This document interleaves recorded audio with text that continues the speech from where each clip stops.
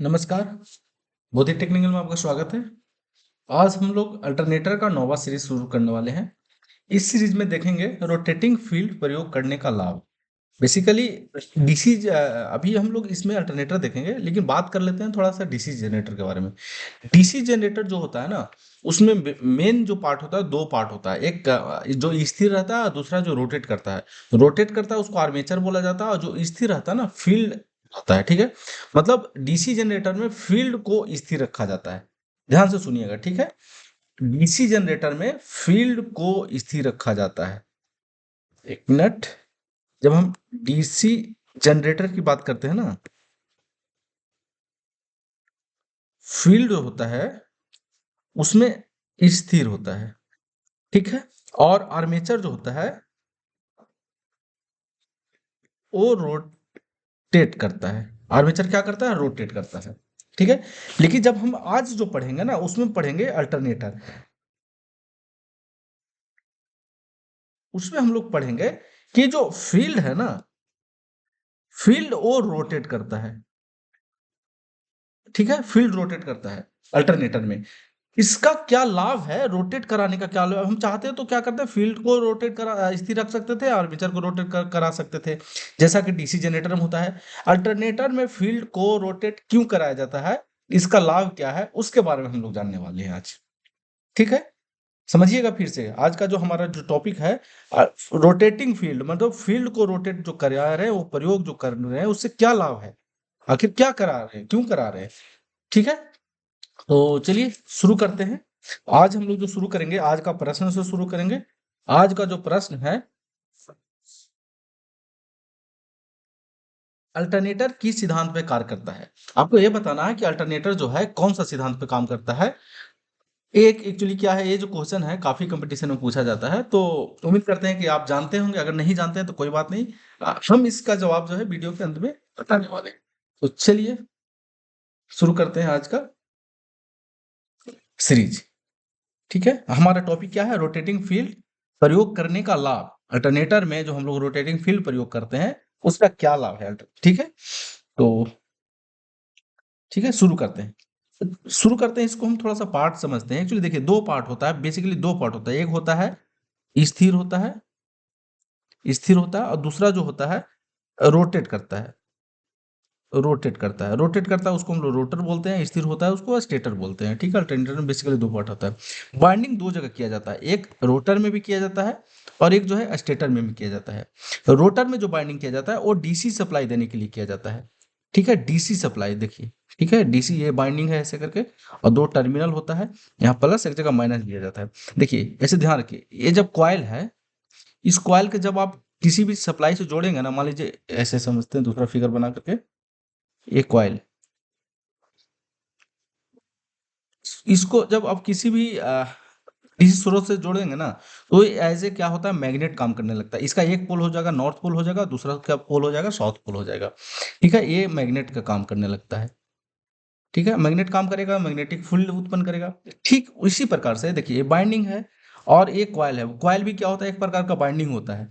तो ये बाइंडिंग में डीसी सप्लाई दिया जाता है, तो ये क्या होता है, फील्ड उत्पन्न करता है। फील्ड मतलब फ्लक्स उत्पन्न करता है, मैग्नेटिक फील्ड उत्पन्न करता है। और इस मैग्नेटिक फील्ड को क्या किया जाता है, इसके अंदर में रखा हुआ रहता है। ये मैग्नेटिक फील्ड है, और इसको सॉफ्ट के द्वारा, ये जो सॉफ्ट है इसके द्वारा रोटेट कराया जाता है। और रोटेट करता है ना, तो ये भी एक एक बाइंडिंग है। दो बाइंडिंग है, एक रोटर में एक स्टेटर में। तो इस बाइंडिंग को काटता है, इस बाइंडिंग को जो है, ये बाइंडिंग दिख रहा है ना, इस बाइंडिंग को काटता है। ठीक है, इस बाइंडिंग को काटने से क्या होता है, इस बाइंडिंग में क्या होता है, ईएमएफ उत्पन्न हो जाता है। क्यों? क्योंकि Faraday law of electromagnetic induction कहता है कि कभी भी, जब कि कभी किसी भी कॉइल को मैग्नेटिक फ्लक्स अगर दिया जाता है, चेंजिंग मैग्नेटिक फ्लक्स दिया जाता है, तो उसमें ईएमएफ उत्पन्न हो जाता है। इतना ऑलरेडी हम लोग जो है पहले जो है सीरीज है उसमें कंप्लीट कर चुके हैं। अब हम लोग यहाँ बात कर रहे हैं कि देखिए, एक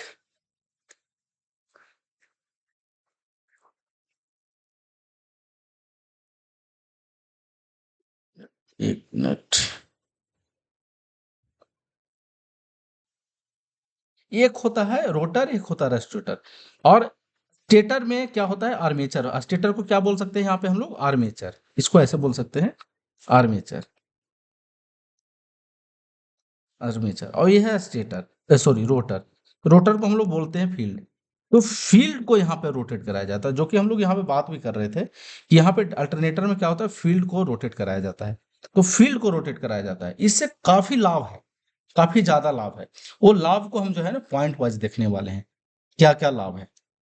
ठीक है, चलिए शुरू करते हैं। सबसे पहले जो है ना, इसको कम स्लिप प्रयोग करना पड़ता है। क्या होता है, सबसे पहला जो लाभ है, कम स्लिप रिंग इस्तेमाल किया। देखिए, इसको हमको बनाना है इलेक्ट्रोमैग्नेट। इलेक्ट्रोमैग्नेट बनाने के लिए हमको करना पड़ेगा एक प्लस एक माइनस। मतलब अगर हम बाहर से सप्लाई देना चाहते हैं तो दो स्लिप रिंग प्रयोग करना पड़ेगा, जिसमें एक थ्रू प्लस जाएगा, एक थ्रू माइनस जाएगा। ठीक है, दो स्लिप। तो इसमें क्या होता है ना, अगर आप इसको स्थिर रखते और इसको रोटेट कराते, तो मान लीजिए जैसे थ्री फेज अल्टरनेटर है, तो इसमें तीन स्लिप प्रयोग करना पड़ता है। कितने प्रयोग करना पड़ता है, तीन। तो रोटेटिंग में फील्ड जब हम प्रयोग करते हैं, जब तो उसका हमारा जो लाभ है ना, वो है कि इसमें कम स्लिप प्रयोग करना पड़ता है, किसके तुलना में, जब हम रोटेटिंग आर्मेचर रखते। ठीक है, तो सबसे पहला लाभ है कम स्लिप। दो स्लिप रिंग पर्याप्त होते हैं, चाहे कि फेज की संख्या कितना भी हो। फेज की संख्या अल्टरनेटर का कितना भी हो, आर वाई जेड जो होता है, उसमें फील्ड का संख्या, फेज का संख्या कितना भी हो, वो मायने नहीं रखता, हमारा स्लिप दो ही प्रयोग किया जाता है। सेकंड पॉइंट जो है, ये देखिए क्या है, ए है आर वाई और ए है बी। ठीक है, आर वाई बी। अब हमारा दूसरा पॉइंट जो है वो है अधिक विद्युत धारा उत्पादन। ठीक है, अधिक विद्युत धारा उत्पादन। अब देखिए, ये है स्टेटर। सबसे अब जो हमारा विद्युत धारा का मान डिपेंड करता है, वो ईएमएफ पे डिपेंड करता है। किस पे डिपेंड करता है, विद्युत धारा। जो मान लीजिए जो आर वाई बी जो फेज है, उसमें विद्युत धारा का मान कितना होगा, कितना जितना ईएमएफ उत्पन्न होगा उस पर डिपेंड करेगा। ईएमएफ किस पे डिपेंड करता है, इसमें कंडक्टर पे डिपेंड करता है। मतलब कितना ज्यादा बाइंडिंग होगा, ये कितना नंबर ऑफ टर्न होगा, या कितना इसका लेंथ होगा। मतलब जैसे मान लीजिए इंडक्शन मोटर है, तो ये कितना लंबा होगा, ऐसा करके इसका परिधि जो है कितना होगा, या इसका परिधि ये कितना मोटा होगा, इस पे डिपेंड करता है। मतलब इसमें कंडक्टर कितना ज्यादा इस्तेमाल किया जा रहा है उस पर डिपेंड करता है। ठीक है, और सबसे ज्यादा जो कंडक्टर इस्तेमाल होता है, वो होता है स्टेटर का बाइंडिंग में। ठीक है, तो ये भी है कि अगर मान लीजिए इसको आप रोटर बनाते, इतना ज्यादा कंडक्टर लेकर के इसको अगर आप रोटेट कराते, तो रोटेट होता नहीं प्रॉपरली। ठीक है, ढंग से रोटेट नहीं होता, इससे और नुकसान भी था कि रोटेट भी नहीं होता, रोटेट होने वाइब्रेशन भी करता, टूट भी सकता था। और इतना हैवी लोड लेकर के रोटेट नहीं कराते, इसलिए क्या करते, इसमें छोटा सा बाइंडिंग करके हम इसको रोटेट करा लेते हैं। जिससे क्या होता है कि हम ज्यादा करंट जो मान है, ज्यादा से ज्यादा करंट को हम उत्पादन कर सकते हैं, ज्यादा से ज्यादा वोल्टेज का भी उत्पादन कर सकते हैं। क्योंकि वोल्टेज को उत्पादन करने के लिए क्या करना होगा, ज्यादा से ज्यादा कंडक्टर लगाना होगा। ज्यादा कंडक्टर लगा करके आप रोटेटिंग नहीं बना सकते, उसको रोटेट नहीं करा सकते हैं। तो हमारा ये भी लाभ है रोटर को रोटेट कराने से, कि जो फील्ड को रोटेट कराने का ये भी लाभ है कि इसको हमको कम बाइंडिंग रहता है, तो इसको आसानी से रोटेट। देखिए, एक हल्का चीज है, एक भारी चीज है। भारी चीज को रोटेट कराना बड़ा मुश्किल होता है, हल्का चीज को आप आराम से रोटेट करा सकते हैं। ठीक है, तो दूसरा पॉइंट ये है। तीसरा है आर्मेचर बाइंडिंग की स्थिरता। ठीक है, आर्मेचर को स्थिर रखना होता है। आर्मेचर को स्थिर, अगर मान लीजिए इसको रोटेट कराइएगा ना, तो इसमें बहुत बारीकी जो होता है ना, सोल्डरिंग किया हुआ रहता है। ये क्या होता है, यहाँ से ऐसे ऐसे ऐसे गया, ऐसे ऐसे गया, ऐसे ऐसे गया, एक टर्मिनल आया, एक पर पॉजिटिव दे दिया, एक पर नेगेटिव। लेकिन इसमें बहुत बाइंडिंग जो होता है ना, कॉम्प्लिकेटेड होता है, और छोटा छोटा छोटा छोटा सोल्डरिंग किया हुआ रहता है। वो आपका, जब आप इसको रोटेट बनाएंगे, तो टूटने का भी उम्मीद रहेगा, वो हटने का, ढीला होने का, वाइब्रेशन करने का वो उम्मीद रहता है। इसलिए हमारा स्थिरता नहीं बनता पाता है। इसलिए हमारा जो है ना, स्टेटर को स्थिरता रखते हैं यहाँ पे। ठीक है, स्पार्किंग की कमी ये बहुत आसानी से है। देखिए, जब आप रोटेट को रोटेट कराते हैं, तो कितना स्लिप रिंग लगाना पड़ता है, एक दो तीन, एक आर वाई के लिए और एक बी के लिए। ठीक है, इसमें सिर्फ प्लस और एक होता है माइनस, दो स्लिप रिंग। बताइए, स्लिप रिंग पे क्या होता है, ब्रश होता है। स्लिप रिंग किससे कनेक्टेड होता है, ब्रश से कनेक्टेड होता है। तो जितना ज्यादा स्लिप रिंग होगा, स्पार्किंग उतना ज्यादा होगा। क्या होगा, जितना ज्यादा स्लिप रिंग होगा, स्पार्किंग उतना ज्यादा होगा। तो हमको रोटेट जब ये कराते हैं ना, जब बाइंडिंग को इसको कराते हैं फील्ड को, तो हमारा स्पार्किंग भी कम हो जाता है। ठीक है, आगे है उच्च वोल्टता का उत्पादन। उच्च वोल्टता देखिए हमको क्या होता है, जनरेशन में हमको कम से कम 33 केवी और 11 केवी को वोल्टेज को जनरेट करना होता है, जो कि अगर उसके लिए क्या होता है, नंबर ऑफ वाइंडिंग ज्यादा होगा, मोटा कंडक्टर होगा। तो अगर मोटा कंडक्टर आप इस्तेमाल करके उसको रोटेट करा रहे हैं तो पॉसिबल नहीं है। इसलिए हम इसको क्या करते हैं, फील्ड को रोटेट करा करके ज्यादा वोल्टेज को उत्पन्न कर सकते हैं, जनरेट कर सकते हैं। ठीक है, तो एक है उच्च वोल्टता का उत्पादन। इस अल्टरनेटर से 11 केवी 33 केवी वोल्ट तक विद्युत वाहक बल उत्पन्न किया जा सकता है, किससे, जब आप रोटेटिंग फील्ड का इस्तेमाल कर रहे हैं। ठीक है, उच्च वोल्टता सहन करने की बाइंडिंग पर अचालक चढ़ाने की कोई कठिनाई नहीं होती है, जिससे उच्च वोल्टता वाले विद्युत वाहक बल सहन करने की, देखिए हम लोग इतना जनरेट कर रहे हैं 33 केवी, ठीक है, और इस पे हमको इंसुलेशन की भी जरूरत होगा, बाइंडिंग पे इंसुलेशन की जरूरत होगा। उसका जो स्लॉट होता है, स्टेटर में जो स्लॉट होता है उसमें भी एक परत कागज लगाया जाता है, इंसुलेटिंग मटेरियल लगाया जाता है। अगर आप उसको रोटेट कराएंगे ना तो ये लगाना बहुत कठिनाई हो जाएगा, कठिनाई वाली बात हो जाएगा। ठीक है, तो उच्च वोल्टेज सहन करने की क्षमता जो है ना वो खत्म हो जाएगा, कम हो जाएगा, अगर आप रोटर को स्टेटर को रोटेट करा देंगे तो। ठीक है, मतलब आर्मेचर को रोटेट करा देंगे तो। ठीक है, सरल बाइंडिंग कार होता है, बाइंडिंग में अगर कहीं मरम्मत करना है, ठीक करना है, तो उसको वो आसानी से हो जाता है। ठीक है, अधिक विद्युत वाहक बल का उत्पादन हम लोग ऑलरेडी पढ़ चुके हैं। एक और पॉइंट है जो कि बहुत इंपॉर्टेंट है, कि देखिए हम क्या करते हैं हम लोग, ठीक है, ये डेल्टा हो गया,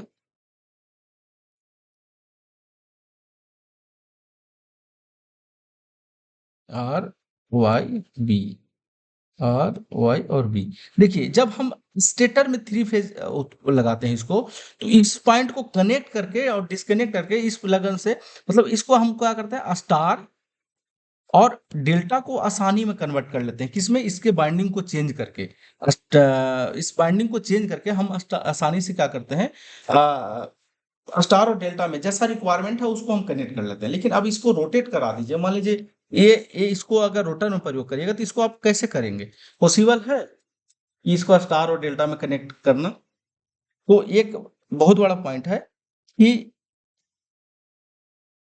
अल्टरनेटर थ्री फेज आउटपुट को आवश्यकता अनुसार स्टार और डेल्टा संयोजन में प्राप्त किया जा सकता है, बिना स्लिपरिंग आदि को आवश्यक किए हुए। अगर बिना स्लिपरिंग प्रयोग किए हुए हम लोग क्या कर सकते हैं, इसको स्टार और डेल्टा में जो है आसानी से आउटपुट ले सकते हैं। आउटपुट जितना आवश्यकता हो, जैसा आवश्यकता हो, स्टार अगर आवश्यकता है, डेल्टा आवश्यकता है, तो उसको हम लोग उसके अनुसार कर सकते हैं बिना स्लिपरिंग लगाए हुए। ठीक है, अगला है थ्री फेज आउटपुट। अगर देखिए अगर रोटेटिंग फील्ड नहीं रहेगा, रोटेटिंग फील्ड नहीं रहेगा, रोटेटिंग जो है आर्मेचर रहेगा, तो थ्री फेज जो सप्लाई हम लोग ले रहे हैं यहाँ पे, वो लेने में काफी कठिनाई हो जाएगा, बहुत मुश्किल हो जाएगा, इसके लिए तीन स्लीपिंग का प्रयोग करना पड़ जाएगा। ठीक है, तीन स्लीपिंग प्रयोग करने से क्या क्या नुकसान है, नुकसान यही है, इसमें स्पार्किंग होगा, लॉसेस ज्यादा होगा, हीटिंग ज्यादा होगा, जिससे हमारा जो अल्टरनेटर होता है, अल्टरनेटर का एफिशिएंसी भी काफी कम हो जाएगा। तो ये नुकसान है किसके, जब आप रोटेटिंग फील्ड प्रयोग नहीं करेंगे तो। रोटेटिंग फील्ड हम प्रयोग करें तो हमारा जो ये सब है ना, ये सब लाभ है। क्या क्या लाभ है, थोड़ा सा पॉइंट वाइज देख लेते हैं। कम स्लिप प्रयोग प्रयोग करना, अधिक विद्युत धारा उत्पन्न करना, आर्मेचर बाइंडिंग की स्थिरता, स्पार्किंग में कमी। ठीक है, उच्च वोल्टता उत्पादन, उच्च वोल्टेज सहन करने की क्षमता, सरल बाइंडिंग हो गया, अधिक विद्युत वाहक बल उत्पादन हो गया, स्टार डेल्टा का संयोजन हो गया। ठीक है, और थ्री फेज आउटपुट लेने में हमको सहायता, मतलब आवश्यकता अनुसार थ्री फेज आउटपुट को हम लोग प्राप्त कर सकते हैं। तो ठीक है, उम्मीद है कि ये वीडियो आपको अच्छा लगा हो। अगर अच्छा लगा होगा तो चैनल को सब्सक्राइब कर दीजिए, लाइक कर दीजिए और दोस्तों को शेयर कर दीजिए। चलिए अब हम बात करते हैं अल्टरनेटर किस सिद्धांत पे काम करता है। तो ये जो सिद्धांत है इसका है विद्युत चुंबकीय